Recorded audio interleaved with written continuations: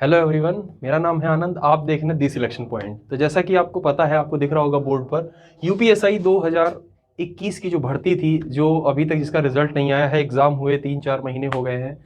नवंबर 21 को मेरा एग्ज़ाम लगा हुआ था और सेकंड शिफ्ट में मेरा एग्ज़ाम हुआ था। तो अगर मैं अपनी बात करूं तो मेरे 121 क्वेश्चन सही हैं।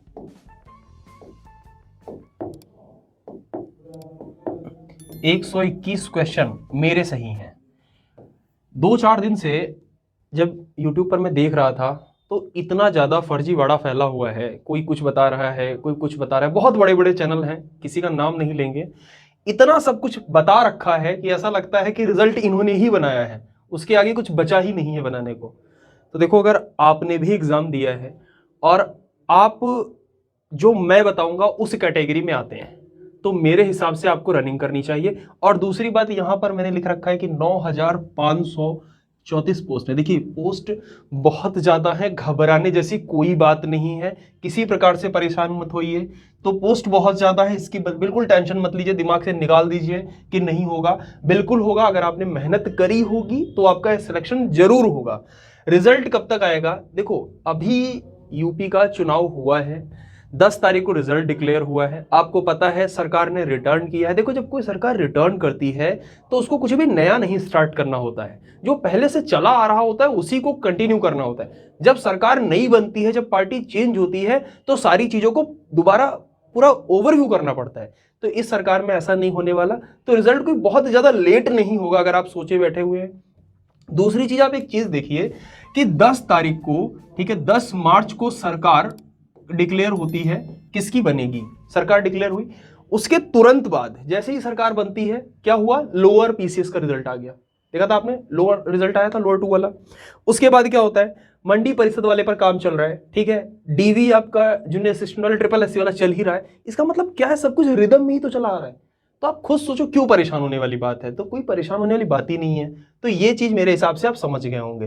तो बहुत ज्यादा डिले नहीं होगा। अगर आप सोच रहे हैं कि कब तक आएगा, तो एक मैं मोटा मोटा आपको बता देता हूं कि आप मान लो मैक्सिमम 10 से 15 दिन, बस, इससे ज्यादा नहीं। और मुझे नहीं लगता है कि जिसने भी एग्जाम दिया होगा अब वो 10-15 दिन इंतजार नहीं कर सकता। अच्छा, अगर आप नहीं करोगे तो क्या करोगे? कोई ऑप्शन है आपके पास? नहीं है। तो आराम से वेट करिए।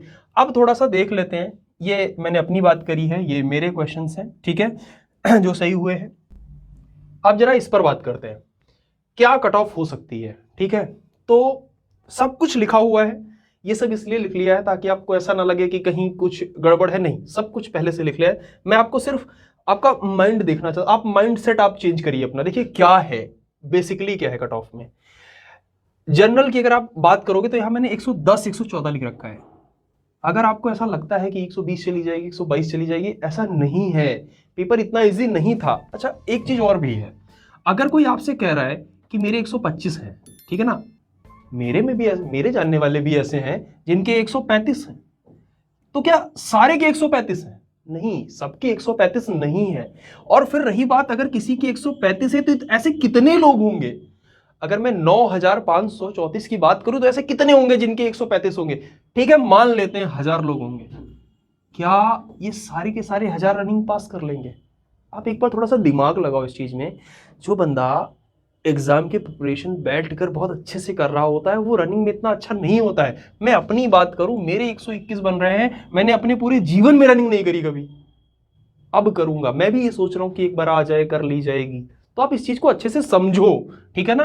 तो अगर आप जनरल कैटेगरी में आते हो और आपके 110 से 114 के बीच बन रहे हैं, तो आप अपने आप को सेफ फील करिए। और दूसरी चीज, रनिंग कंटिन्यू करिए, क्योंकि अगर रिजल्ट आ भी जाएगा, आपको 20 दिन मिल भी जाएंगे, तो ये सफिशियंट नहीं होंगे रनिंग के पर्पज से, ठीक है। तो रनिंग अपनी स्टार्ट कर लीजिए।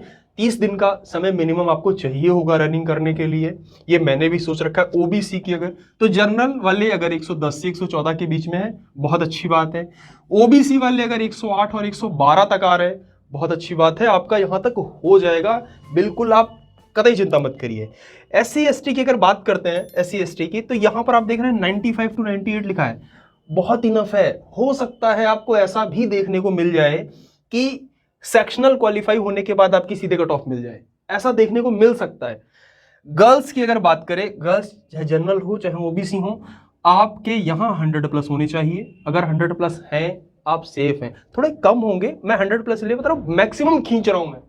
कट ऑफ मिनिमम होती है, हमेशा ध्यान रखिएगा, कट ऑफ के जो नंबर होते हैं वो मिनिमम होते हैं। मिनिमम जहां पर सबसे लास्ट वाला स्टूडेंट सेलेक्ट होता है वो कट ऑफ होती है। अगर कट ऑफ 72 है तो इसका मतलब है ये लास्ट सिलेक्शन है बोर्ड का, 72 वाला।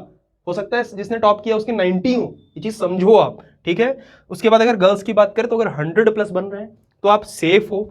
SC ST का जो मैंने अभी बताया था कि क्या है, आपके गर्ल्स की बात कर रहे हैं, अगर आपके 85 क्वेश्चन बन रहे हैं, साथ में आप सेक्शनल क्वालिफाई हो। सेक्शनल का मतलब क्या है, आपको पता है 35% वाला एक सेक्शनल रूल चल रहा है। क्या है कि आपके हर सेक्शन में 13 से 15 के बीच क्यों लिख रखा है, क्योंकि देखो ऐसा होगा, कुछ लोगों ने नंबर जोड़े होंगे, उनके 13 क्वेश्चन सही होंगे, उनको लग रहा होगा वो फेल है। नहीं, आपको पता है यहां पर डे वाइज नॉर्मलाइजेशन लग रहा है। ये सब आपने देख लिया, कट ऑफ अपने अच्छे से समझ ली। जरा एक चीज और समझो, एक चीज मैं और समझाता हूं आपको। यहां पर डे के अकॉर्डिंग नॉर्मलाइजेशन लगा है, डे वाइज, ठीक है। अब ये क्या होता है, ये कौन सी चीज है, डे वाइज नॉर्मलाइजेशन क्या होता है? इसमें ये देखा जाएगा कि आज की डे में, आज की एक डे में 3 शिफ्ट, और 3 शिफ्ट में देखा जाएगा पहली शिफ्ट में मैक्सिमम स्कोर कितना है, जिसका मैक्सिमम स्कोर होगा उसके अकॉर्डिंग नॉर्मलाइजेशन किया जाएगा। तो नॉर्मलाइजेशन में नंबर बढ़ने के चांसेस ज्यादा हैं, घटने के कम है। तो अगर आपके 13 क्वेश्चन बन रहे हैं तो बिल्कुल मत परेशान होइए। आप ये मान लीजिए कि अगर +2 या +1 हो जाता है तो आप अंदर हो जाओगे। और पहली बात, आप खुद को अंदर मान कर चलिए, क्योंकि मैक्सिमम जगह हमेशा ऐसा होता है जब रनिंग वाली बात आती है ना, तो 50% लोग भी रनिंग नहीं कर पाते हैं, ठीक है। तो मेरे हिसाब से जितना मैं समझ पा रहा हूं कि आपके सारे पॉइंट्स क्लियर हो गए होंगे। और एक चीज है, कतई किसी पर आंख बंद करके भरोसा मत करिए, मेरे ऊपर भी मत करिए आंख बंद करके, चीजों को एनालाइज करिए अपने आप। उसके बाद ये देखिए क्या ये पॉसिबल है कि लोग कह रहे 135 वाले सारे हो जाएंगे, नहीं, ये पॉसिबल नहीं है। कट ऑफ यही रहेगी, बहुत ज्यादा ऊपर नीचे नहीं होगी, ठीक है। जल्द मिलेंगे नेक्स्ट वीडियो में, तब तक अपना ख्याल रखिए, रनिंग करते रहिए, जैसे ही रिजल्ट आएगा फिर अपडेट लेकर आपके पास आएंगे। Thank you.